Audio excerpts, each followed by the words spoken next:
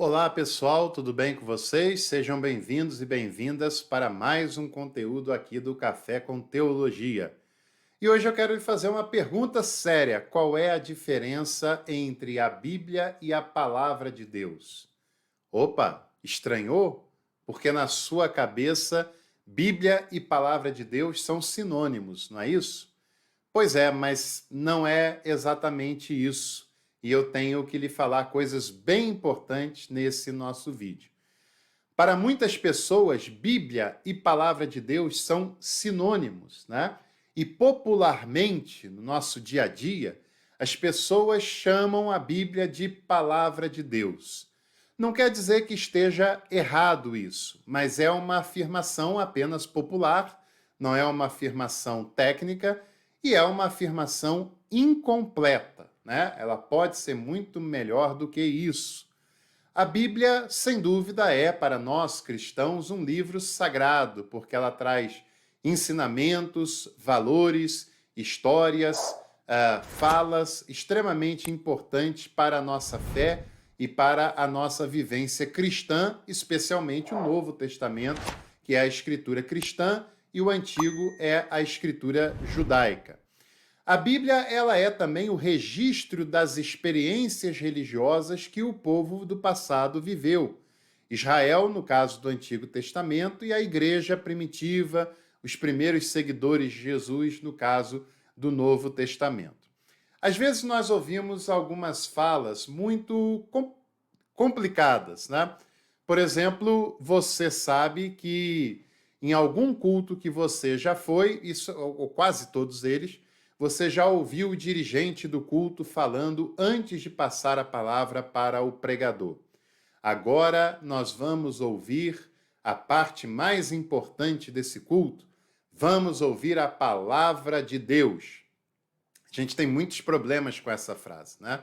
Primeiro, porque o dirigente fala que é a parte mais importante do culto, sendo que já passou quase 2 horas de culto e agora é que vai vir essa tal parte mais importante.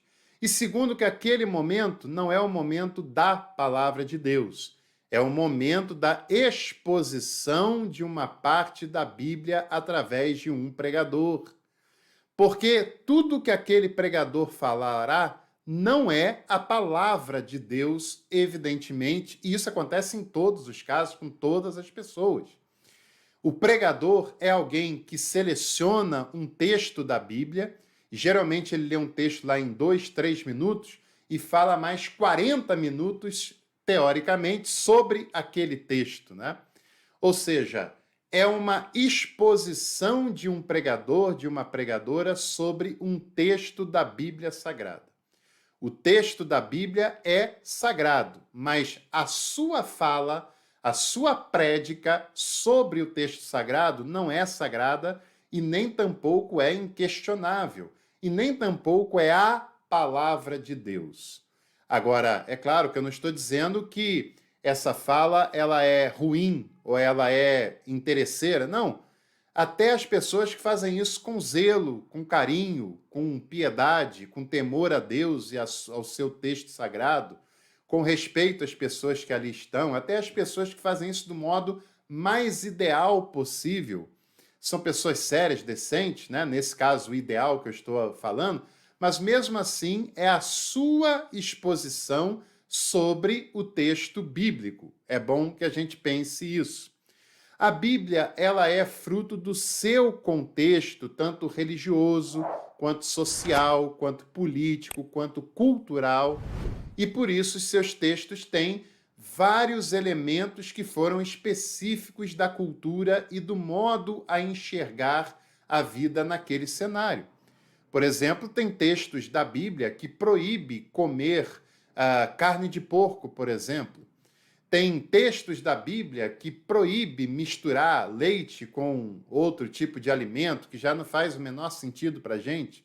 Tem textos da Bíblia que proibia o homem de cortar sua barba. Agora, todos esses textos e tantos outros mais devem ser entendidos à luz do seu contexto cultural específico. Não é uma palavra de Deus revelada que vale em todo o tempo para toda a humanidade durante toda a história. E nós sabemos bem disso, né? A Bíblia, ela é uma obra completa e na sua completude tem muitos textos diferentes. Nós temos genealogias, poesias, letras musicais, evangelhos, literaturas proféticas, literaturas apocalípticas, e cada uma dessas partes tem os seus objetivos e tem as suas metodologias específicas para serem interpretados. Na Bíblia, nós temos registros contextuais e temos outros registros como genealogia. Será que a genealogia também é a palavra de Deus? Nós temos, por exemplo, falas que são atribuídas ao diabo. Essas falas do diabo também é palavra de Deus?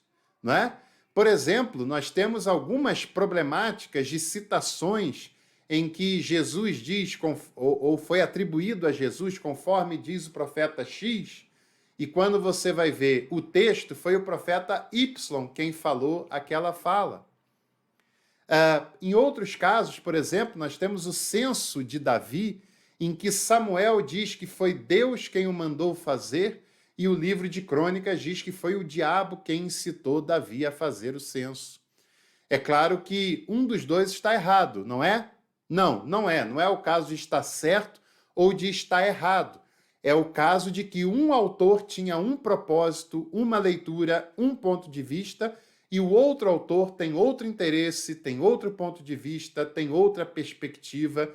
E é claro que as perspectivas dos autores, dos momentos em que os textos são compilados, escritos, propostos, isso influencia muito no texto e nas atribuições das falas em determinados cenários. O próprio apóstolo Paulo nos deixa claro que nem tudo que está registrado na Bíblia é a palavra de Deus inquestionável.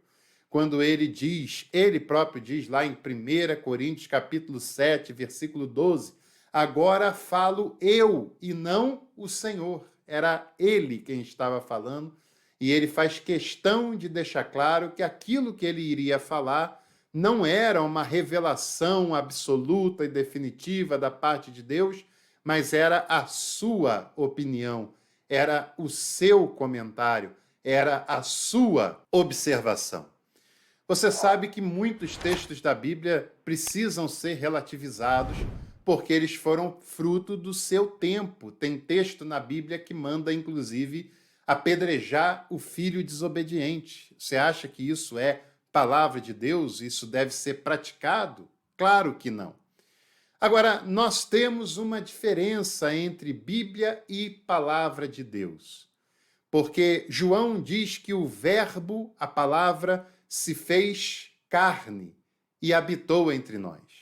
A palavra se fez carne, se fez gente, se fez pessoa, não se fez livro. O livro é importantíssimo, o livro alimenta a nossa fé, o livro tem muitas mensagens para comunicar, mas o livro não é um Deus de papel. O livro tem os seus limites como livro e como fruto dos seus contextos. A palavra de Deus encarnou e se transformou em carne, em gente, em pessoa. E essa pessoa atende por um nome que é Jesus de Nazaré. Karl Barth nos diz que Jesus é a perfeita e plena revelação de Deus para a humanidade. E com uma pessoa nós não apreendemos, com uma pessoa nós não dominamos o seu conteúdo, com uma pessoa nós não podemos apenas citar textos e mais textos aleatoriamente, desprezando os seus contextos, desprezando o espírito que liga esses ensinamentos. Com uma pessoa nós simplesmente nos relacionamos. E a palavra de Deus encarnada na pessoa de Jesus, é com ela que nós devemos ter um relacionamento e não decorá-la como a gente pode fazer com um texto qualquer. A palavra não é a repetição de textos isolados, mas é o relacionamento com Deus e com a vida. É para isso que Jesus veio à Terra, para nos revelar quem é Deus, para nos revelar qual é a vida e para nos incentivar a viver essa relação. Essa é a palavra de Deus.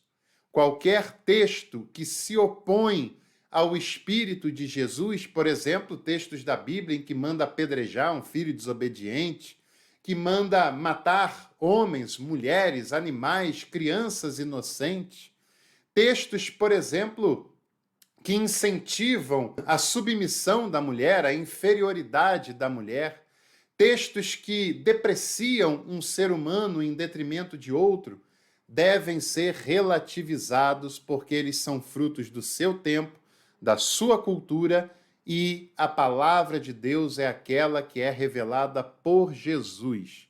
Portanto, os textos que se opõem ao Espírito de Jesus, aquilo que Jesus revela, devem ser relativizados. E você sabe que tem textos que são frutos do seu contexto histórico e cultural. Assim como, por exemplo, esse texto que eu acabo de citar, falando da submissão da mulher. Não é uma revelação de Deus, não é uma palavra definitiva de Deus, mas surgiu como fruto de um contexto que era androcêntrico e que era machista, como a cultura patriarcal daquela época, daquele passado. Hoje, ainda bem, ninguém mais apedreja o filho desobediente, porque sabe que isso é fruto daquela época. Hoje, os homens não se sentem mais proibidos de fazer a barba, porque sabe que são textos ligados a uma cultura, e não é a palavra de Deus definitiva para a vida. Mas se você tiver um pouco de sinceridade e também de honestidade, saberá, por exemplo, que o texto da submissão da mulher também é fruto desse contexto e dessa cultura, pois a Bíblia nos diz que Deus não faz acepção de pessoas. Aliás, como eu posso saber se um texto da Bíblia deve ser praticado ou não? É analisá-lo sob a ótica de Jesus. Pois Jesus é a palavra de Deus. Essa sim. A Bíblia testifica a respeito dele, por isso é muito importante e é indispensável para a fé cristã. Agora, a palavra de Deus definitiva é Jesus Cristo, e o Pai que ele revela é o Pai com o qual nós devemos nos relacionar e viver, pois é um Pai de amor, de acolhimento, de perdão e que não faz acepção de pessoas.